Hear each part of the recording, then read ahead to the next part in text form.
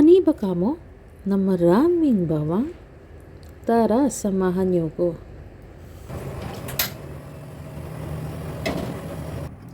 Maglagay ng kolesterol, ang bawang, prituhin hanggang mag-light brown. Huwag niyong sunugin, baka matikman niyo yung pait ng buhay. Ilagay ang skinless na mani. Prituhin hanggang mag-light brown.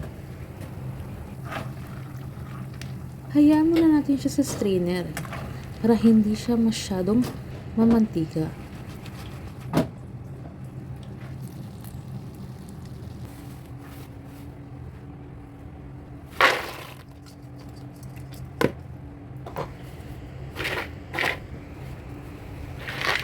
Ginaganyan ko muna siya para hindi siya masyadong oily.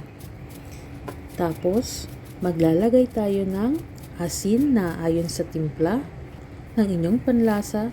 Ajinomoto, ito yung pampalasa sa mani.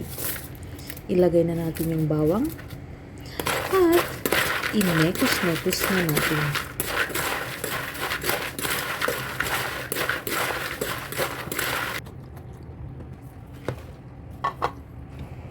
Gumawa ako ng spicy at hindi spicy. So, kinalahati ko lang siya.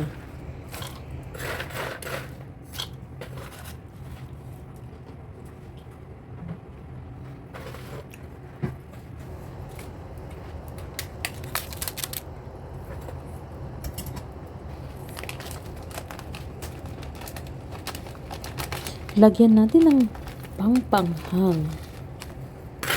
Para naman, uminit-init yung ulo mo. At pwede na natin ilagay sa lagayan. Thank you for watching. Enjoy!